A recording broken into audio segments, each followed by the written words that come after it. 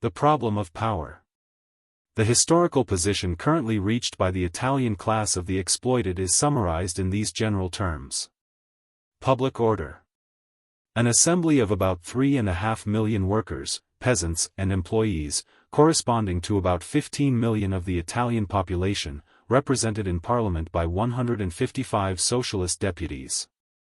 In the political order, the Italian class of producers who do not possess the instruments of labor and the means of production and of exchange of the national economic apparatus, has managed to bring about a concentration of forces which places an end to the function of parliament as the base of state power, as a constitutional form of political government. The Italian class of the exploited has thus managed to inflict a tremendous blow on the political apparatus of capitalist supremacy, which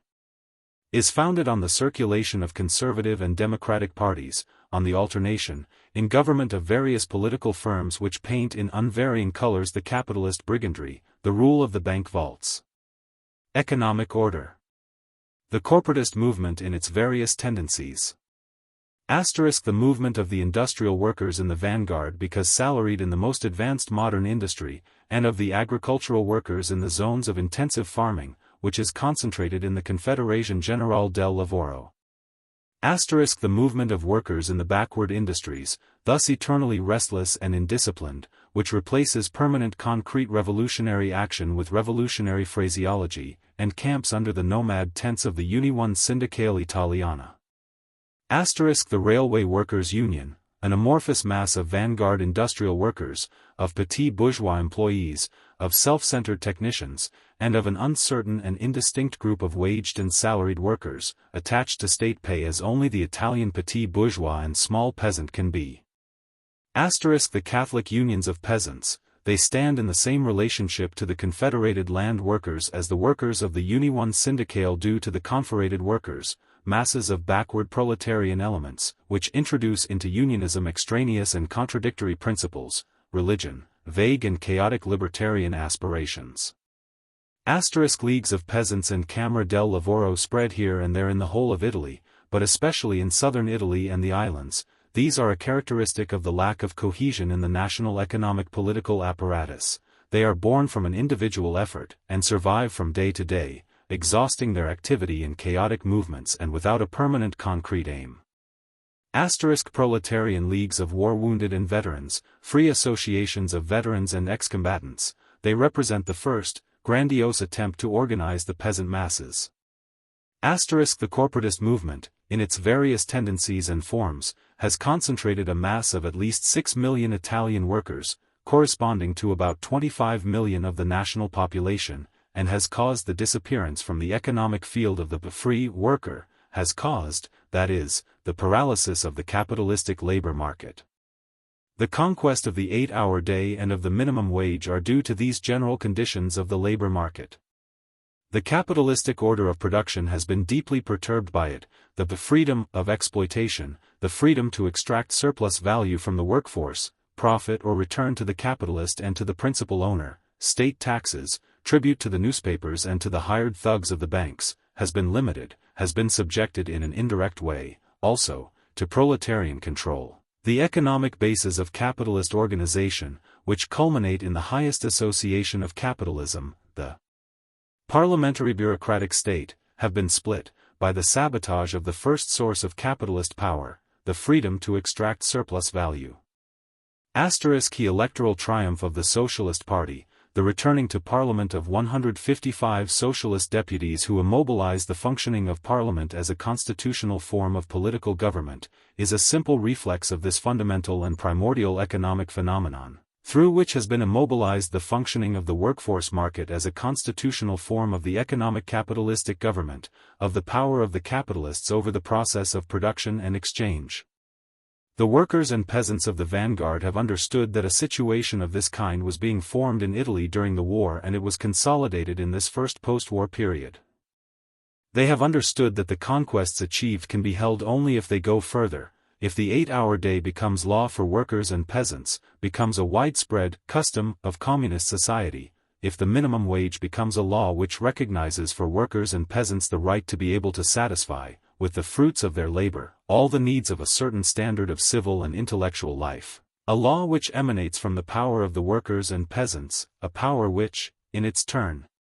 is the political reflex of a renewed order of the process of industrial and agricultural production, if the control of the coalesced worker and peasant masses over the source of bourgeois power, the formation of surplus value, comes from the current form, brutal and indistinct, of mass pressure, of mass resistance, to become economic and political technique, to be embodied in a hierarchy of economic and political institutions which culminate in a state of workers and peasants, in the government of workers and peasants, in a central power of workers and peasants, and the conquest of the earth by the peasants becomes, from a simple possession of the elementary instrument of labor, conquest of the fruits which that instrument can produce, and thus control of the forms in which the produced wares circulate, and control of the economic organisms which represent the stages of this circulation, the banks, the bank associations, the commercial centers, the network of rail, river, and maritime transport. If a worker state does not guarantee to the peasants immunity from the predatory assaults of capitalism and high finance, war will be opened through a grandiose agrarian revolution conducted by the bourgeois state and by the minor capitalistic organizations, the introduction of machines into agriculture, with the expropriation of peasants and their reduction to the rank of waged agricultural workers, without union experience and thus more brutally exploited and expropriated of their wealth of labor power than are the workers of urban industry. Progressing in the path of revolution until the expropriation of the expropriators and the foundation of a communist state is the immediate interest of the two most numerous orders of the class of Italian producers. It means for the city workers keeping the gains made up to now and not seeing them overturned in a bankruptcy of the apparatus of industrial production and in a collapse of society into permanent disorder and terrorism, without a predictable outcome, beyond meaning the taking of possession of the apparatus of national production to turn it to the end of well-being and spiritual betterment of the working class. It means for the peasants keeping the land gained, expanding their own funds, freeing the earth from the capitalistic impositions of mortgage and tax and beginning the industrial revolution with communist methods and systems, in close collaboration with the urban workers. The vanguard workers and peasants have understood these necessities imminent in the present economic situation, in the catastrophic balance of forces and of the organisms of production. And they have done all they can do in a democratic society, in a politically configured society. They have indicated the Socialist Party, which represents the ideas and program to carry out, as their natural political hierarchy, and they have shown the party the way to power, the way to government, which is based constitutionally not on a parliament elected by universal suffrage, by the exploited and the exploiters, but on the system of workers' and peasants' councils, which embody the government of industrial power, as much as the government of political power, which are thus instruments of the expulsion of capitalists from the process of production and instruments of the suppression of the bourgeoisie, as the dominant class of all the institutions of control and economic centralization of the nation.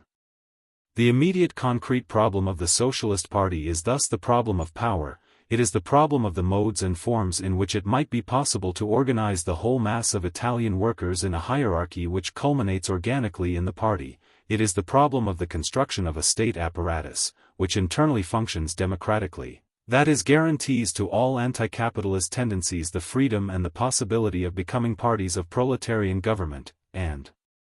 externally as an implacable machine which grinds the organs of industrial and political power of capitalism. There exists the great mass of the Italian working people. Today it is politically divided into two prevalent tendencies, the mass of Marxist socialists and the mass of Catholic socialists, and in a multiplicity of secondary tendencies, the anarcho-syndicalist, that of the democratic socialist ex-combatants, and the various localist groupings of revolutionary inclination. This mass represents more than 25 million of the Italian population, that is a stable and secure base of the proletarian apparatus. There exists a series of union organisms and of semi-proletarian associations, which represent a distinction of technical and political capacity in the great mass of the working people. There exists the Socialist Party, and in the party the revolutionary communist tendency, which represents the phase of maturity of actual historical consciousness of the proletarian mass. The major concrete problem of the present moment, for revolutionaries, is this. 1. To fix the great mass of the working people in a social configuration which might conform to the process of industrial and agricultural production, formation of factory and village councils with voting rights for all workers. 2. To obtain in the councils a majority of representation for party comrades, workers' organizations and sympathetic comrades, but without excluding that it might, temporarily, in the first moments of uncertainty and immaturity fall into the hands of populists, anarcho-syndicalists, reformists, in so far as they are waged workers and elected in their place of work, and in so far as they adhere to the worker state. In the higher urban and district, in the country, hierarchy, representation in the urban or district council must be given, as well as to centers of production, that is as well as to the working mass as such, to party sections, circles, unions, proletarian associations, cooperatives. The socialist majority would be notable in these local powers and would be overwhelming in the large industrial cities, that is where the workers' state is truly a proletarian dictatorship, of the factory workers, and overcomes the most arduous difficulties, because it takes over the capitalistic centers, the capitalistic organisms which vibrate their tentacles throughout the nation.